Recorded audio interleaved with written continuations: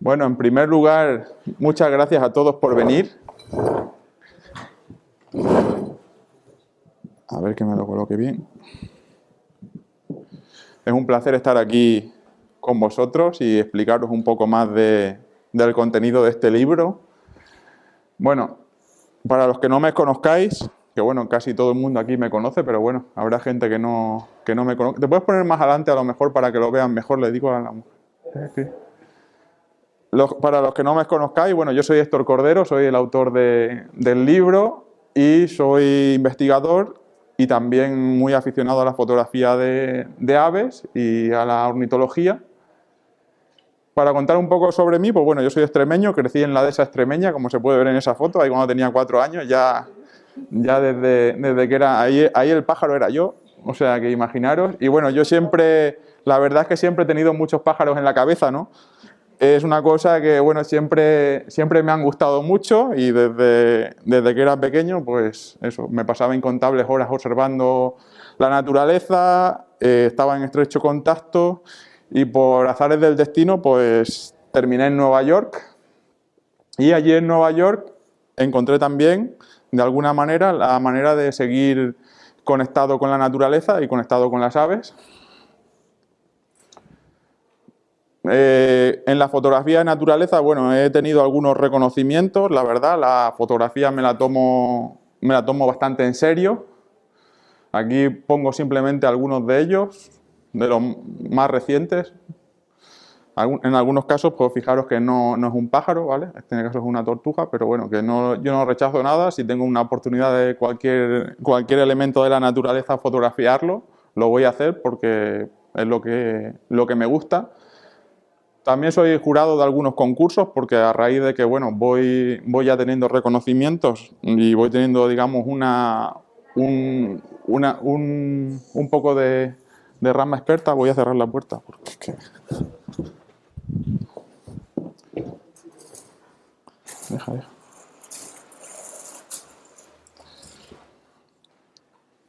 Eso, también un poco trabajo como jurado y también una cosa importante, que bueno, los que sepáis un poco de fotografía, hay distintas corrientes y yo soy de la corriente del Only RAW, que significa RAW. RAW es el archivo original, es decir, yo ya me paso muchas horas por mi trabajo en el ordenador y lo que busco cuando salgo a la naturaleza es disfrutar e intentar hacer la foto lo más perfecta posible ya dentro de la cámara, es decir, no irme y pasarme otras 3 horas editando cada foto y clonando cosas y tal. Y eso es uno de los motivos y el otro también es porque, como he dicho, en los concursos de fotografía y en los concursos de fotografía, sobre todo los que tienen más prestigio, siempre te piden el archivo original. ¿Para qué? Para comprobar que no has modificado nada, que no has clonado y que lo que has conseguido captar, ese momento único o esa composición especial, la has hecho con la cámara, porque eso es lo que te da prestigio como fotógrafo. Es decir, yo no soy editor gráfico, no tengo mucha idea,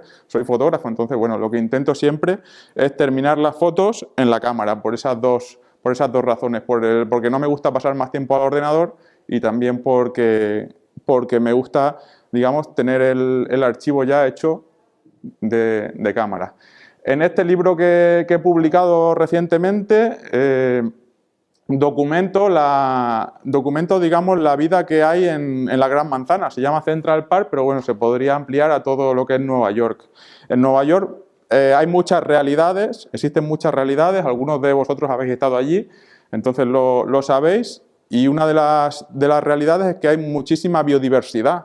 Dentro de lo que es la gran urbe existen muchísimas especies que se pueden ver y esto es lo que os voy a contar un poco hoy.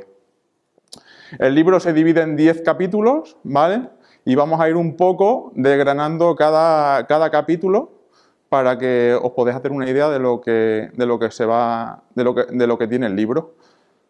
Entonces, el primer capítulo va sobre Central Park. ¿Por qué Central Park? Porque Central Park es el parque urbano, el mayor parque urbano que hay, el parque urbano probablemente más famoso, donde se han rodado muchas películas, y también es el parque urbano donde más biodiversidad se puede ver de todo Estados Unidos. Aquí he puesto algunos puntos, distintas zonas, porque Una cosa que hace única también a Central Park, que fijaros que tiene 340 hectáreas, es bastante grande, una cosa que le hace única es que tiene diversidad de hábitats. Tiene aquí en verde un poco más resaltado, veis zonas de bosque, bosque cerrado, bosque de roble. Luego aquí tienes pequeños lagos. Luego tiene zonas más abiertas de césped o de arbolado bastante disperso. Luego tiene un gran lago, un gran reservorio en el centro, donde ahí se acumula una diversidad de anátidas brutal, por ejemplo en invierno. Luego otra zona aquí también de bosque bastante cerrado, que probablemente sea la mejor de todas, y con zonas de agua. Por eso esta zona es tan popular, porque tiene los dos ingredientes favoritos de las aves. Por un lado, mucha vegetación para poder alimentarse de los insectos que hay, y por otro lado, agua también pues, para beber y para acicalarse. Respecto a la migración de las... Bueno, en Central Park, aunque parece que así, bueno, es Central Park en general, fijaros que existe un mapa donde los pajareros, por decirlo así, los que seguimos en los avistamientos de aves, pues tenemos zonas muy localizadas, de tal manera que si decimos hemos visto tal especie en The Pool, por ejemplo, ya sabemos que es aquí, entonces no tenemos que andar buscando esa especie por todas las 340 hectáreas, sino que directamente, si alguien la ha avistado aquí, pues ya tenemos la suerte de que podemos ir directamente allí. Y cada zona, cada área, cada puntito negro que veis aquí, es una zona, tiene un nombre concreto, ¿vale? Un nombre que le hemos dado nosotros para poder, como digamos, georreferenciar ese territorio. Respecto a la migración de las aves, la mayor parte de las aves del mundo son migratorias, algunas hacen pequeñas distancias, solamente se mueven lo justo para buscar alimento, y otras hacen grandes migraciones. Grandes migraciones que pueden ir, por ejemplo, como es el caso de un ave que se llama aguja colipinta, que va desde Alaska, donde anida, hasta Nueva Zelanda, en esta ruta migratoria. En esa ruta migratoria está volando ininterrumpidamente durante 9 días. De tal manera que recorre casi 13.000 kilómetros sin descansar, sin posarse y sin alimentarse. Es una cosa bastante brutal. En el caso de Estados Unidos concretamente, hay 4 rutas migratorias que siguen las aves. Las aves normalmente en verano se van a anidar a la zona del bosque boreal y de la tundra, zonas al norte, y luego cuando llega el otoño, el invierno, esas nuevas generaciones, junto con los padres que han criado, se van moviendo a distintas zonas del sur. En Nueva York, que está por aquí, es la ruta migratoria del Atlántico. Es decir, ellos siguen, los que crían por aquí, van pasando y paran en esa zona de Nueva York, y algunas especies paran muy transitorias. De media, cada pájaro para en Nueva York entre 1 y 3 días, no más. Una cosa importante también es que entre el 80 y el 90% de las aves que pasan por Nueva York lo hacen de noche, es decir, son migratorios nocturnos, exceptuando las rapaces y las golondrinas, la mayor parte de ellas son migradores nocturnos. Aquí tenemos un mapa que muestra la migración de algunos de ellos. Fijaros que algunos, por ejemplo, recorren cortas distancias, a lo mejor desde que crían en la zona de Nueva Inglaterra bajan hasta a lo mejor Carolina del Norte o Florida, y otros directamente dan el salto, ¿vale? Por el Atlántico y bajan a zonas de Brasil, Venezuela e incluso Argentina. Hacen unas grandes migraciones en la cual sufren un desgaste bastante fuerte. Aquí no sé por qué no se ve bien la gráfica, pero bueno, lo que muestro aquí son las aves que se pueden ver en cada estación. Entonces, la primera barra que veis aquí es el invierno, ¿vale? Hay alrededor de 100 especies. Esta gráfica, digamos, la hice yo para el estudio, analizando el patrón de migración de los últimos 100 años en Nueva York, y básicamente hay alrededor de entre 100 y 150 especies. Cuando llega la primavera, esta barra que veis aquí, con todo ese flujo de aves migratorias que pasan por la ciudad, llega hasta unas 220 y incluso 230 especies. En verano decae otra vez porque la mayoría siguen su rumbo al norte, a esas zonas de la tundra y de la taiga, y luego en otoño, una vez ya que terminan la época de la época de cría, regresan y en ese paso migratorio de otoño también las podemos llegar a ver. Por eso el número de especies que se pueden ver en la primavera y en el otoño son similares y las especies también son similares. Sin embargo, las que se pueden ver en el invierno y en el verano son muy diferentes. En el invierno tenemos mucho flujo de anátidas, por ejemplo, y en verano son otro tipo de especies y mayoritariamente las residentes. Vamos a comenzar con la primera de las estaciones, que es el invierno. El invierno, en términos de migración, abarca más o menos los mismos meses que el invierno en el calendario, diciembre, enero y febrero. Esta es la típica, el típico ambiente de invierno que a mí me gusta de Nueva York, ¿no? Esto es una zona se llama el Gulf Bridge, una zona de allí de Central Park, y fijaros que ese día la nieve era tan intensa que no se veían ni siquiera los rascacielos que había detrás. Aquí tenemos otra estampa de esas de nieve que tanto me gusta, que es otra de las fotos que está aquí puesta en la exposición. Aquí tenemos un grupo de barnaclas canadienses caminando, y esto que veis aquí, pues en realidad no es un camino, eso era un lago congelado. Era un lago que en invierno, pues con la bajada de las temperaturas se congela, y las barnaclas iban por ahí caminando tan tranquila, buscando alimento, que realmente en esta época escasea bastante. Aquí tenemos las Torres del Dorado también en el fondo. Y el libro está distribuido un poco así para que veáis cómo está diseñado. Voy contando un poco distintos detalles de las especies que se pueden ver, de curiosidades. Esta es una de las especies más icónicas. Aquí también durante una nevada, un cardenal norteño, un macho de cardenal norteño, también con la nieve. Esta especie resiste muy bien y normalmente es residente, es decir, está en Nueva York durante todo el año. También podemos ver especies residentes que son exóticas. Este lo conocemos todos, lo tenemos todos en nuestras ciudades, es el gorrión doméstico, gorrión común, ¿vale? También en Nueva York, curiosamente, allí es exótico, es introducido, no es una especie nativa. Y curiosamente, la primera introducción que se hizo de gorrión doméstico en Estados Unidos se hizo en Brooklyn, en 1850. Y desde 1850... de esa primera introducción, se introdujo para luchar contra una plaga de orugas. Tenían eso de, los europeos tienen un pájaro por ahí que dicen que comen muchísimas orugas. Vamos a traerlos aquí porque aquí tenemos una plaga que nos está afectando a la cosecha y seguro que se comen todas. Pues bueno, se comían las orugas, pero también se comían el grano.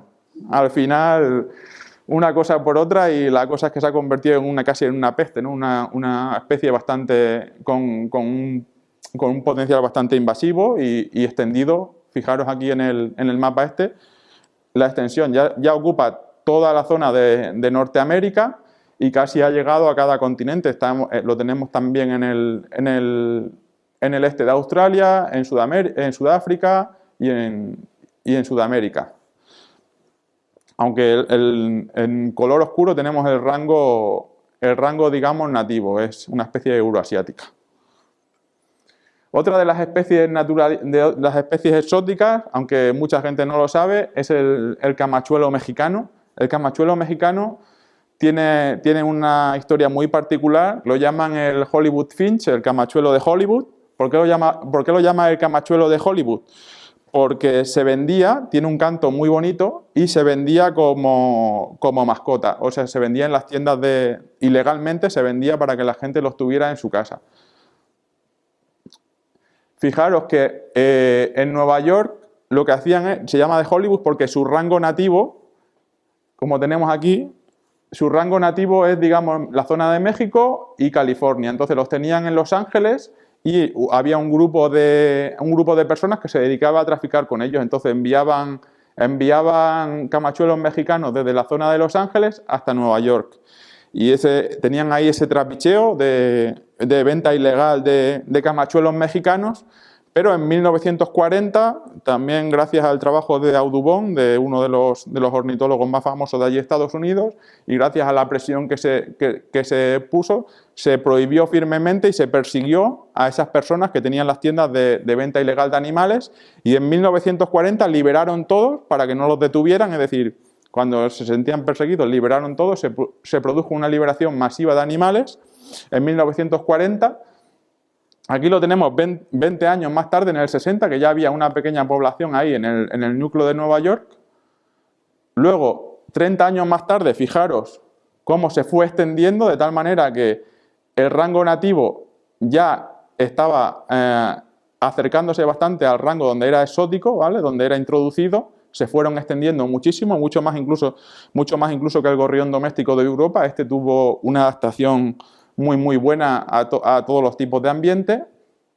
Y fijaros la distribución actual. La distribución actual ya no hay diferencia entre la zona nativa, sería muy difícil distinguir si por ejemplo, en una zona de aquí del medio oeste, ¿no? Imaginaros que vamos a Luisiana o algún sitio de esos, sería muy difícil saber si el pájaro proviene de su rango nativo o si es herencia de esos pájaros que fueron liberados en los años 1940 y que han continuado proliferando.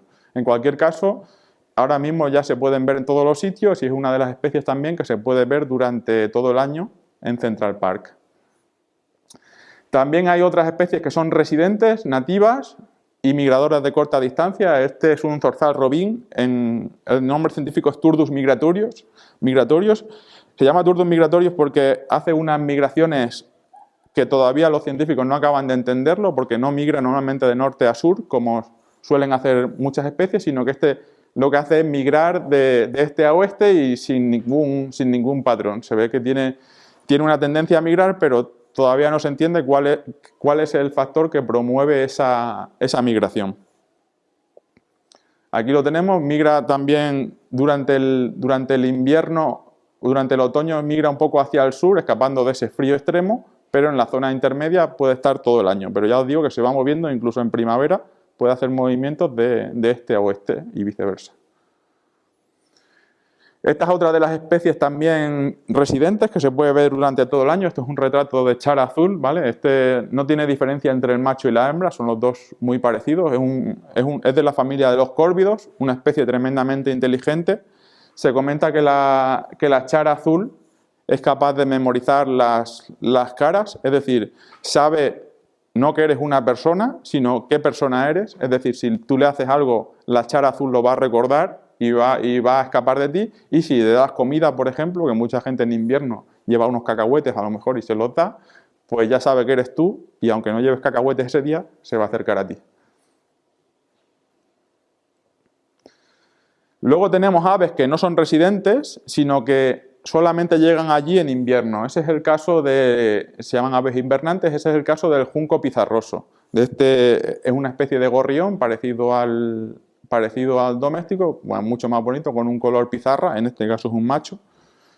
Y esta especie de junco pizarroso, fijaros que aquí en una ilustración de Borja Milá tenemos todas las subespecies que hay. Nosotros, como estamos aquí, tenemos la subespecie Iemalis, ¿vale? Pero si visitáis distintas zonas de Estados Unidos, os podéis encontrar otras subespecies de junco pizarroso que realmente tienen aspectos muy diferentes. Aquí tenemos una foto, esta no es una gran foto, ¿vale? Es una foto desde el punto de vista de un fotográfico, no es gran, pero capté un momento que hasta entonces yo nunca había escuchado ni había visto. Este es un zanate canadiense, una especie que además está en peligro de extinción y solamente se puede ver durante el invierno. Y ese día, yo mientras fotografiaba otros gorriones, vino directamente, pilló a un gorrión y se lo zampó, se lo comió. Este es un caso de depredación entre paseriformes, es una cosa que más allá de los córvidos no está muy documentada y yo personalmente no la había visto nunca, y no es porque faltara alimento, porque estaba justo al lado de una zona donde pues, se ponen feeders, como se llama allí, los comederos, entonces que realmente se podría alimentar, pero tiene una tendencia en invierno sobre todo a atacar a otros paseriformes de pequeño tamaño, como pueden ser gorriones, como puede ser el camachuelo mexicano o otro tipo de cosas. Y bueno, una foto que me sirve para comentar que ocurre eso, que no es solamente las rapaces las que se pueden comer pajarillos pequeños, sino también otras paseriformes.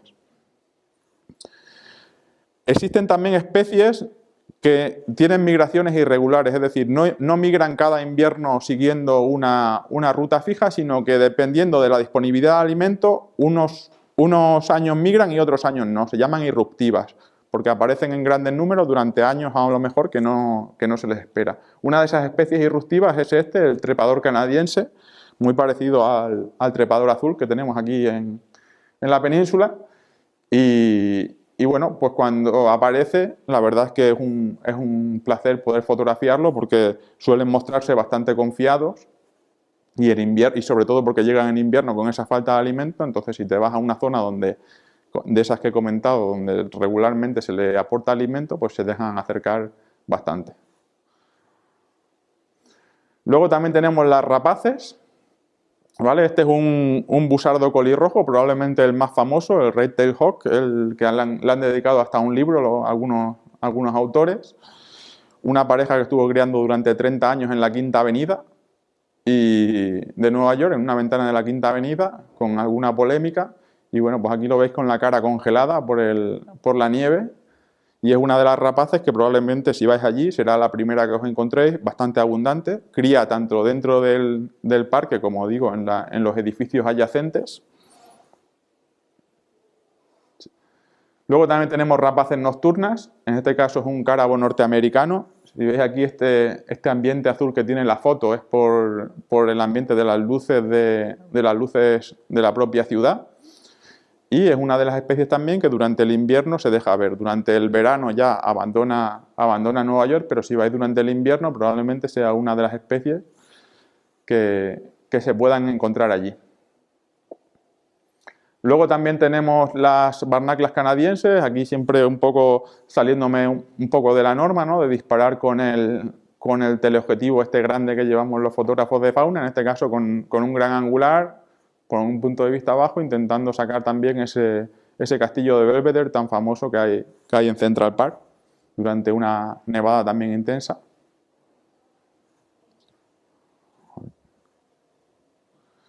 Y luego ya las anátidas. El invierno, si por algo se caracteriza, es por la visita de muchísimas especies de anátidas. Este es uno de los que tenemos también muy común. ¿Quién no ha visto un ana de azulón, no?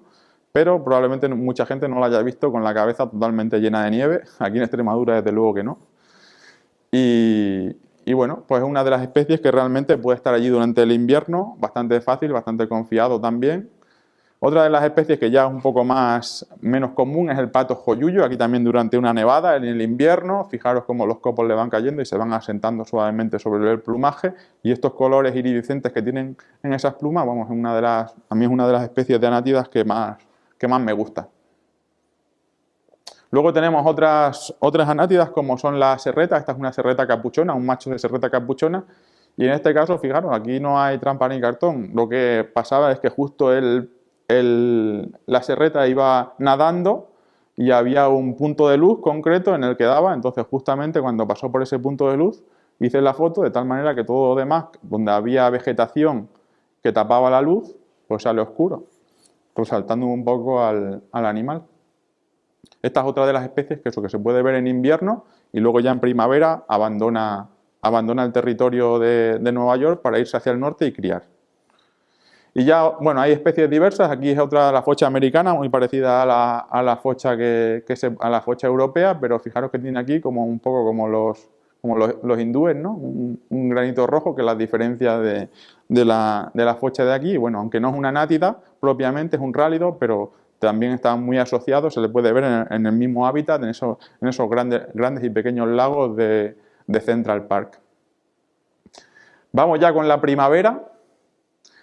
En la primavera, lo bueno de la primavera son dos cosas. La primera es que hay muchísima diversidad porque llegan esas especies migradoras, y la segunda cosa importante es que esas especies que llegan en su plumaje nupcial. Es decir, muchas especies tienen plumaje de otoño o de invierno, plumaje no reproductivo, y un plumaje reproductivo, un plumaje nupcial, que normalmente suele ser más elegante, más bonito y que intenta ser más atrayente de cara a la cría, a la cópula sobre todo y a la cría.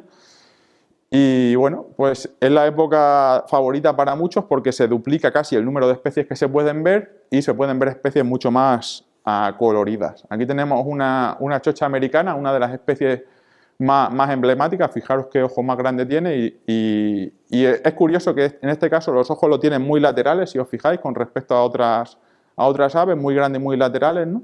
Y lo que le hace eso es tener una visión de casi 360 grados, ¿vale? Al tener los ojos laterales, digamos que tiene visión 360 grados para que cuando está alimentando, cogiendo esas lombrices de tierra, como se ve ahí, pueda detectar la presencia de un depredador, porque es una víctima potencial, puede detectar la presencia de un depredador en la zona de atrás. Digamos que lo puede ver con el rabillo del ojo. La parte mala es que en la parte justamente frontal tiene una zona, un punto ciego, de tal manera que que ese punto ciego le hace también ser un poco más proclive al tema de las colisiones que contaré más adelante. Luego también en la primavera temprana, ya empieza en marzo, cuando ya empiezan a salir las hojas. Fijaros que aquí ya están saliendo los primeros brotes de hojas en creo que es un sauce, si no me equivoco. Y ya llegan los insectívoros, las aves insectívoras, como este mosquero phoebe. Este es uno de los primeros en llegar durante la migración. Si vais a Nueva York a finales de marzo, casi está garantizado que lo vais a ver. Esta es la distribución también del libro durante la primavera, con distintas especies y momentos, con curiosidades de cada una de las especies. Aquí fijaros que está recogiendo también material para ya empezar a hacer el nido de las nuevas especies que llegan y que también pueden anidar allí dentro de Nueva York, en Central Park. Y luego una de las más queridas, las reinitas. Las reinitas son aves pequeñas, de pequeño tamaño, más pequeñas que un gorrión, de este tamaño, y son especies que tienen un colorido y una diversidad muy grande. Aquí tenemos una de las primeras en llegar, también casi en el mismo árbol que mostraba antes el mosquero phoebe. Es una reinita coronada, un macho de reinita coronada, y como digo, es uno de los primeros que llega. Muy cercano a ella llega la reinita del pinar también, otra especie de reinita también, que es una de las primeras migradoras. Luego también continuamos con la reinita palmera, todas ellas en plumaje nupcial. Fijaros cómo aquí en el plumaje nupcial luce esa corona de color rojizo, que luego perderá en el otoño, y esos colores intensos amarillos. ¿Qué pasa? Aquí tenemos otra de las reinitas, la reinita protonotaria, es otra de las que podéis ver por allí en la exposición.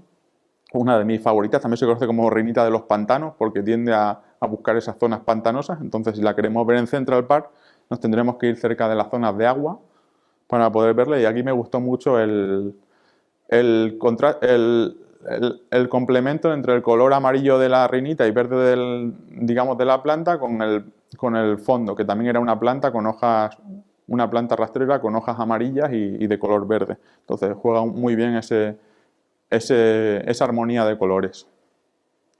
Más reinitas que podemos ver, aquí también utilizando la spotlight, utilizando ese punto de luz que había en una zona donde se bajaban a bañar, la reinita de Nashville. Tenemos la mascarita común, también está, como su propio nombre indica, muy común. Durante la migración se puede ver, aquí estamos el macho, como con esa máscara, ¿no? Parece como un ladronzuelo. También tenemos, aquí esta se ha deformado un poco, la reinita tigrada y la reinita trepadora. Fijaros que la reinita trepadora se parece mucho en su comportamiento al agateador, ¿vale? Al agateador que tenemos aquí, y fue difícil captarla en este momento, que realmente se posó en una zona donde estaba digamos, un tronquito y no en un árbol donde usualmente se ve, porque siempre está trepando los árboles. Aquí justo bajó a bañarse y se posó en ese tronco muerto de ahí. Y así podemos continuar, podría estar hablando de las reinitas hasta mañana, pero bueno, hay 38 especies que se pueden ver, todas ellas durante la primavera y también, aunque con menor frecuencia, durante el otoño.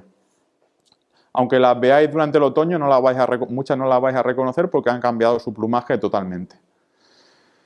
Este también es un pájaro que me gusta mucho, porque parece que tiene cara con estas cejas así negras, parece que tiene cara siempre como de enfadado, ¿no? Parece que está como de mala leche, pero es muy simpático, la perlilla grisilla. Esta es otra de las imágenes también un poco más destacadas. Tenemos otras especies que, bueno, no se parecen un poco a algunas de aquí, como a lo mejor a los alcaudones, ¿no? Tiene en los víreos, en este caso un vírea solitario, tiene al final del pico tiene como una especie de anzuelo, y ese anzuelo lo utiliza para cazar a las presas, para ayudar a cazar a las presas. Es de un tamaño menor que el alcaudón, pero digamos de un comportamiento un poco similar. Otras especies que gustan mucho, que se pueden ver, son los pícidos, los que se conoce vulgarmente como pájaros carpinteros. En este caso tenemos aquí un chupasabias norteño, y fijaros cómo en este caso el chupasabias norteño, haciendo honor a su nombre, ha hecho una serie de agujeros aquí, una línea de agujeros, y va saliendo la propia savia del árbol. La propia savia del árbol va cayendo, y esto es de lo que se alimenta. O sea, aquí estaba el pajarillo, bebía de aquí, se volvía a poner aquí. Si me acerco un poco más con la cámara, probablemente se ponía detrás del árbol, y si me acerco un poco más, pues probablemente se fuera, pero él tenía aquí su zona donde venía a alimentarse de esa savia.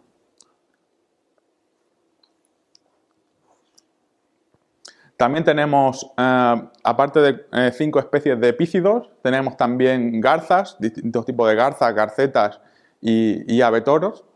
En este caso es una garceta grande, una especie que también con ligeras diferencias en el plumaje la tenemos por aquí, y aquí estaba cazando en uno de esos lagos que comento de Central Park, comiéndose un pez que aparentemente parece grande, pero vamos, se lo comió sin mayor problema.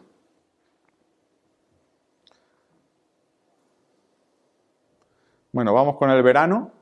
El verano es la época que puede parecer a lo mejor un poco más floja porque las aves están criando, no se dejan ver tanto, son un poco más esquivas, pero también puede dar lugar a un tipo de fotografía que podemos también aprovechar y que podemos ver. Aquí tenemos especies nidificantes, los polluelos volantones de especies que nidifican. Este es el sinsonte norteño. El sinsonte norteño, el sinsonte deriva de la palabra quechua sensontle, que significa ave de 400 palabras, aves que habla 400 palabras, porque este ave es capaz de imitar los sonidos de muchísimas otras especies de aves. De hecho, cuando empieza a imitar los sonidos, empieza a imitar el sonido, por ejemplo, del cardenal, del carbonero, de distintas especies, y lo que hace es una especie de lista de reproducción de Spotify. Lo que hace es que hace el sonido de una, luego sigue el sonido de la otra, luego sigue el sonido de la otra, y cuando llega a lo mejor a la octava, a la novena, vuelve otra vez a la primera y sigue el ciclo, de tal manera que siempre ordenadamente hace ese patrón. Y bueno, también puede imitar pues esos sonidos de perros, incluso sirenas. Tiene una capacidad mímica muy, muy grande. Aquí tenemos la chara azul, el hijo de esa que enseñaba antes, ese retrato durante la nieve. Pues durante el verano los polluelos van saliendo, y aquí sabemos cómo estaba intentando reclamar un poco de alimento, incluso cuando ya es suficientemente mayor para alimentarse por sí mismo, pero bueno, si lo alimentan mejor, eso ya sabemos cómo va.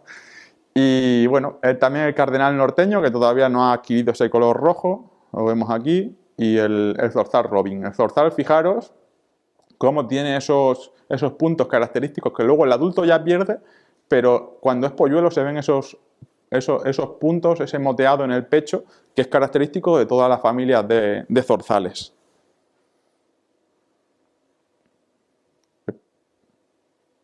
Este no es un zorzal, vemos que se parece, pero que no tiene esos puntos en el pecho. Es un turpial de Baltimore, y este es el caso de una especie nidificante que no es una especie que esté todo el año en Central Park, sino que simplemente llega en verano, llega durante la primavera, anida en el verano y luego abandonará el territorio.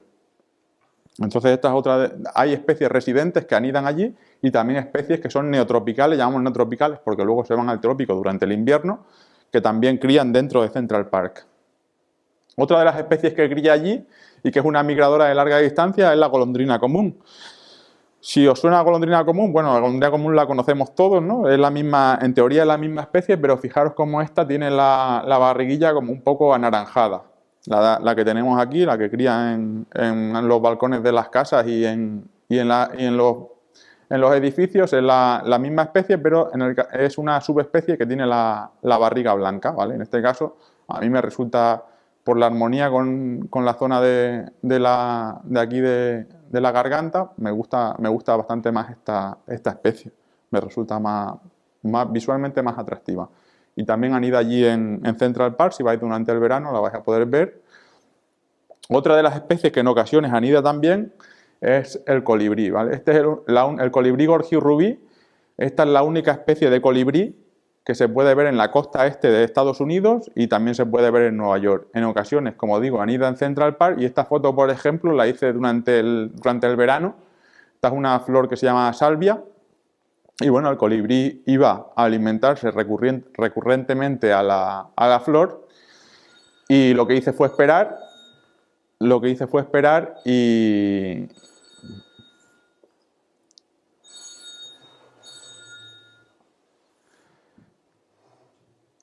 esperar a que volviera. El colibrí hacía como un ciclo, los colibríes memorizan las plantas de las que van libando, y cuando llega a un punto, digamos que hace como un circuito, y cuando tú sabes que hay una planta que le gusta, simplemente esperas allí y probablemente vuelva. Entonces en este caso volvió, yo ya tenía preparada la composición y tal, y pude hacer esta foto, que es un poco menos vista. El fondo simplemente es que estaba en oscuridad, era un fondo donde no le daba el sol. Por favor, que se salga si eso. Y bueno, pues eso, que fijaros aquí la distribución, ¿vale? Está en toda la costa este de Estados Unidos, y luego durante el invierno sí que se baja a las zonas de México, de Centroamérica, pero en el verano anida en toda la costa este. Ya vamos al otoño. El otoño sí que no sigue un poco los meses del calendario. En este caso el otoño va desde agosto. Ya en agosto se considera otoño, se considera la migración. Los primeros migradores empiezan a bajar ya, y se puede alargar hasta noviembre. Es decir, la migración de otoño puede ir desde principios de agosto, septiembre, octubre y noviembre. Dura 4 meses largos. Es una migración más lenta. ¿Por qué es más lenta? Pues porque las aves, digamos, que no tienen tanta prisa, tienen que pasar el invierno en algún sitio, pero les da igual un poco dónde. Hay veces que migran más, migran menos. Si el tiempo es todavía bastante adecuado, se quedan en esas latitudes. Si luego viene una tormenta de frío, a lo mejor bajan un poquito más, pero no tienen esa prisa como en primavera por establecer su territorio de cría y anidar. En este caso, ellos van un poco más pausados. Entonces sí que es verdad que las especies que se ven, pues a lo mejor ves un pájaro que en la primavera está solamente 1 o 2 días, y luego en el otoño está 15 días. Porque, bueno, si no tienes esa prisa y las condiciones son adecuadas y tiene alimento, pues no se puede quedar por allí. De hecho, en ocasiones, cada vez más con el cambio climático, se están viendo que especies que migraban más al sur, como las condiciones son más favorables, por decirlo entre comillas, ¿no? que hace un poco más, las temperaturas son un poco más elevadas y no hace tanto frío, pues ya se quedan cada vez más arriba. Entonces cada vez se ven especies que antes que históricamente no pasaban el invierno en las latitudes de Nueva York, pues ya sí que poco a poco se van quedando. Por esto que digo, hay, por ejemplo, un par de especies de reinitas que a veces se pueden ver también durante el invierno. Fijaros, aquí 2 especies muy parecidas, ¿vale? Aparentemente muy parecidas. Arriba tenemos la piranga escarlata, ¿vale? Que de escarlata diréis, de escarlata no tiene mucho, es una piranga pues, de un color amarillo, y abajo tenemos otro también que a veces, bueno, la gente que no era muy experta confundía, dice, he visto un jilguero yanqui, a lo mejor era la piranga, o he visto el jilguero yanqui, y era, o sea que realmente se confundía, pero fijaros en esa diferencia de plumaje reproductivo, fijaros cómo es la piranga escarlata en primavera. Mismo individuo, un macho. Macho en otoño, macho en primavera. Adquiere un color rojo brillante que realmente es un... Cuando lo ves en primavera, realmente ves volando algo rojo y dices, ¡buah! Yo no sé qué es eso, pero parece una bola de fuego. Y fijaros en otoño cómo se queda el mismo individuo. Luego también en otoño tenemos muchas especies de gorriones, sobre todo ya cuando va avanzando la migración de cara a octubre. Podemos ver muchas especies de gorriones. Aquí tenemos uno que se llama el chingolo cantor, que se llama cantor porque tiene una melodía muy, muy bonita. También tenemos el chingolo zorruno, que tiene este color rojo teja, precioso, que no se aprecia demasiado con este proyector, pero bueno, tiene un color rojo teja muy bonito. y que bueno, es una subespecie que se le llama chingolo zorruno porque se asemeja un poco al pelaje rojizo que pueden tener los zorros. Luego también tenemos zorzales. Este es un zorzalito colirrojo, probablemente uno de los primeros migradores cuando llega la migración de otoño. Se llama colirrojo, tienen aquí la cola roja, y estos, como digo, estos puntos, este moteado tan característico de las especies de zorzales. Este es otro zorzal parecido. Ya fijaros que algunas especies eran muy diferentes, pero ahora ya en el otoño cuesta ya distinguirlos. El zorzal de Swanson, en este caso, comiendo aquí las frutitas de este árbol, se parece bastante al zorzalito colirrojo, en este caso, pero tiene un color más parduzco. Muchas veces, para fotografiar las especies, no las tienes que perseguir, sino es más bien esperar. En este caso yo sabía que al zorzalito este le gustan los frutitos y simplemente yo me fui allí, esperé, quietecito para no molestar, y cuando ya vio que la cosa se relajaba, llegó allí a comer y entonces cuando le hice la foto. Hay mucha asociación entre las especies de árboles y las especies de plantas y las aves. Es decir, normalmente esta especie la vas a ver en una especie alimentándose en una especie concreta de planta, de tal manera que no te tienes que volver loco buscando a la especie, sino que conociendo las plantas un poco, sabiendo un poco también de botánica y de ecosistemas, pues puedes realmente acertar y hacer fotos también un poco, o verlas de manera más acertada y más impactante. Aquí tenemos un animal que es muy curioso.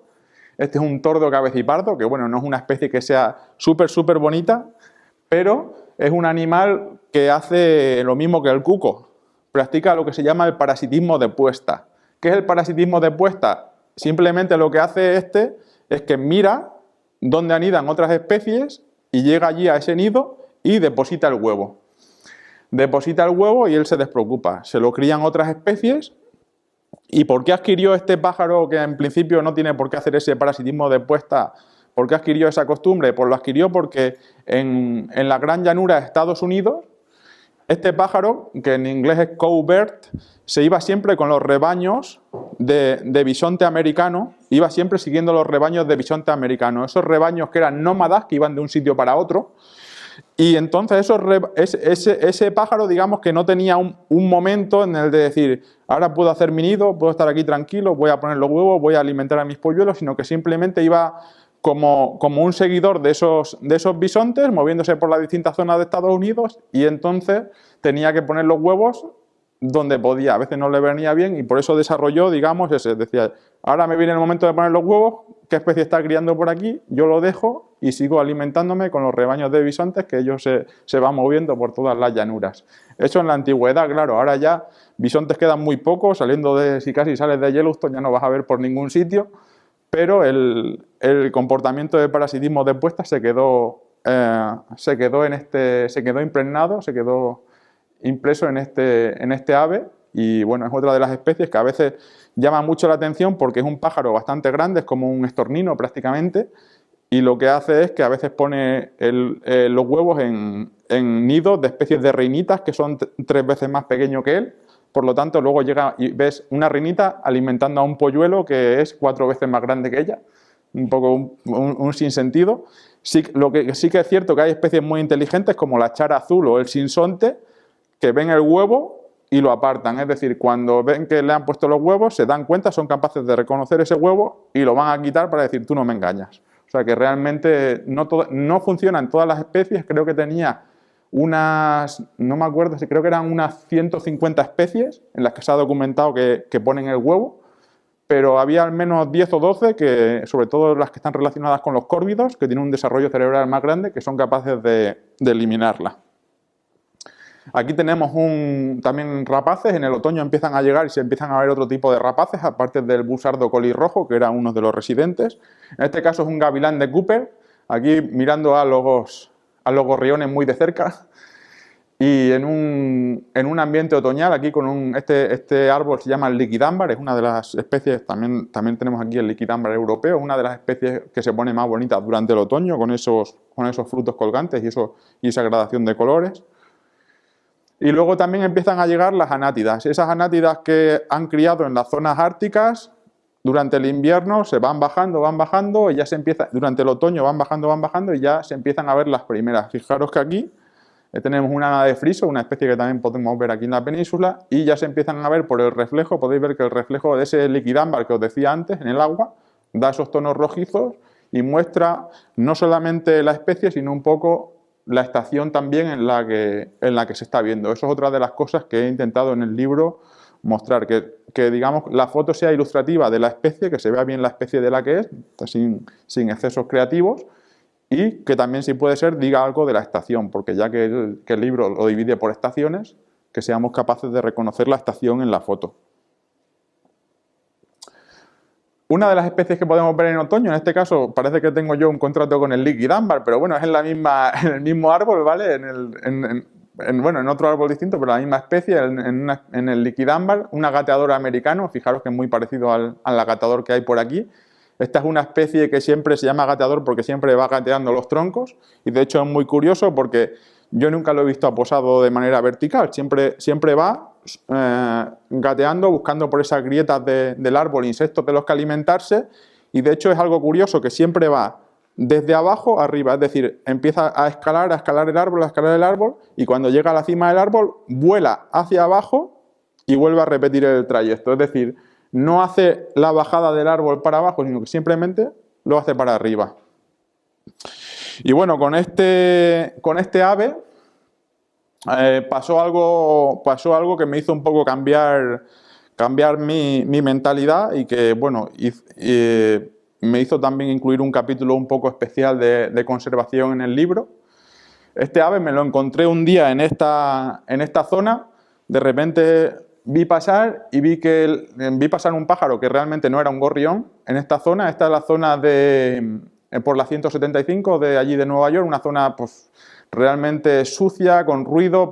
Este es el puente, por encima pasa un puente que es el puente de Washington, que conecta Nueva Jersey con Nueva York, y alrededor de 300.000 vehículos cada día pasan por allí, cada uno pagando sus correspondientes $17, imaginaros la cantidad que se factura. Y bueno, en esta zona, que también es una estación de autobuses, aquí se agarró el pobre agateador porque ya estaba desesperado, desorientado, no sabía dónde ir, y lo único que tenía vertical era esto. O sea, en esa zona, lógicamente, no había ni un solo árbol al que se pudiera agarrar. Este pájaro no se aposa en el suelo porque siempre tiene que estar en vertical, y por lo tanto se agarró a este poste, a esta señal de taxi que tenemos aquí, y estaba realmente el pájaro acongojado, desorientado y muerto de miedo. Y entonces lo pude coger y realmente lo llevé a otra zona, a otro parque a las afueras, y donde lo liberamos. Y bueno, esto fue el inicio de decir, joder, pues también la ciudad tiene peligros, es decir, no solamente es ver los pájaros y fotografiarlos, que está muy bien, pero cuáles son los peligros que entraña esta ciudad, cuáles son los peligros que puede suponer para la migración. Y entonces ahí fue cuando empecé a leer un poco, porque también mi parte científica me lleva a eso, no lo puedo evitar. Y entonces sí que vi que después de la pérdida de hábitat y la depredación por gatos, las colisiones contra los edificios, las ventanas, contra el cristal reflectante, son la tercera causa de mortalidad de las aves a nivel mundial. Aquí tenemos dos artículos en el que dicen, en este artículo, en el primero, es de 2014, y dice que alrededor de 1.000 millones de aves mueren cada año por colisiones inventanas en Estados Unidos. El segundo artículo, justo de este año, de 2024, dice que esa cifra puede ser hasta 5 veces más, que pueden ser hasta 5.000 millones de aves. O sea, es un asunto bastante grave, y entonces también me dispuse un poco a documentarlo. Cuando miré las cifras en Nueva York, pues también un poco rocambolescas. Entre 90.000 y 230.000 aves mueren cada año, imaginaros. Entonces, bueno, cuando busqué las causas que provocaban estas grandes muertes, más de 200.000 muertes al año, me di cuenta de que una de las principales causas, que no mata directamente, pero sí que es cómplice de la muerte, es la luz. Esta luz artificial hace que los pájaros, durante esas migraciones nocturnas que hacen, se sientan atraídos por la luz y bajen a estas zonas y se queden como desorientados. Es un fenómeno que se conoce como fototaxia. Se sienten atraídos naturalmente por la luz porque utilizan la luz de las estrellas y de la luna para hacer esa navegación migratoria. Y bueno, esa luz artificial realmente rompe todo su patrón migratorio y los desorienta. Otro problema que tiene son el cristal reflectante. En este caso, las aves que estaban por aquí, que han venido porque se han sentido atraídas por la luz, se quedan por aquí pululando y al final este cristal reflectante son incapaces de verla. Fijaros cómo es de reflectante, ¿vale? Se refleja completamente las nubes en el propio edificio. Este es el World Trade Center, uno que hicieron bastante nuevo. Luego también está la vegetación que está enfrente de ese cristal reflectante, de tal manera que es muy difícil saber si es la vegetación real o el reflejo, incluso para nosotros. Es difícil aquí ver si es el real o el reflejo. De hecho, en este caso, este es el árbol real y aquí está el reflejo. En este caso, el ave llega aquí, se está alimentando, buscando insectillos por aquí por el árbol, se sigue volando hasta el siguiente árbol y el siguiente árbol pues no es un árbol, es el reflejo y acaba chocando. Si realizamos más el rizo, pues también en Nueva York son muy fan de estas cosas, tener grandes edificios de cristal transparente, en este caso, con vegetación real dentro. Esto es un hotel y tienen árboles dentro para que la gente cuando está en la ciudad piense que está allí en la naturaleza, en medio del monte. Pero bueno, esto realmente el ave va volando, dice voy a llegar a ese árbol, pero realmente pues acaba un poco como los vídeos esos que hemos visto alguna vez, que se acaban chocando contra las puertas transparentes de los centros comerciales que no se ven. Pues en este caso ocurriría lo mismo. Y estas son las consecuencias. Normalmente son los más proclives a chocarse, son aves de pequeño tamaño, son las reinitas y otros aves paseriformes de pequeño tamaño. En este caso tenemos una candelita norteña. Y bueno, lo comentaba un poco aquí antes de la foto, porque esta foto en principio a veces no se entiende, pero bueno, aquí tenemos esto. Estos son las resistencias que tenía el edificio para calentar a la gente que trabaja dentro y al guardia de seguridad que está en la puerta. Esto es un balconcillo, un saliente que tiene el edificio, y la foto está hecha así hacia arriba. Y bueno, me gustó un poco el contraste entre el calor, ¿no?, y el color dorado de las resistencias y el frío y la muerte aquí del animalillo, este contraste entre nosotros humanos, estamos aquí calentitos, mientras fuera se está chocando. Fijaros, esto simplemente en uno de esos edificios, todos los pájaros que podíamos encontrar en una sola mañana. Y aquí tenemos las consecuencias, distintas reinitas de estas que he mostrado antes. Acaban muchas de estas.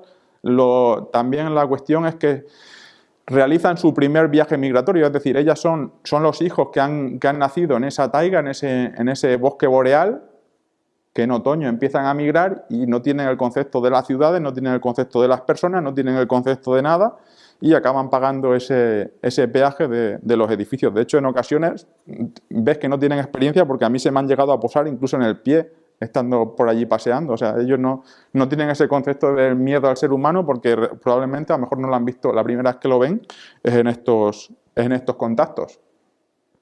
Aquí otro par de especies que migran juntas y bueno, en algunos casos también fallecen juntas, tristemente.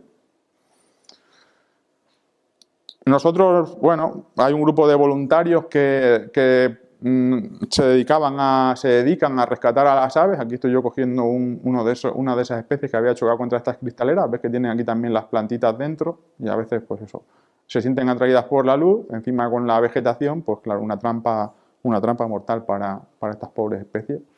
Cuando se están heridas, pues las podemos meter en estas bolsas de papel, le ponemos un clip y las podemos llevar a un centro de rehabilitación. Aquí está Rachel, recibiendo uno de esas aves migratorias. Hay días que recibe más de 100 heridas.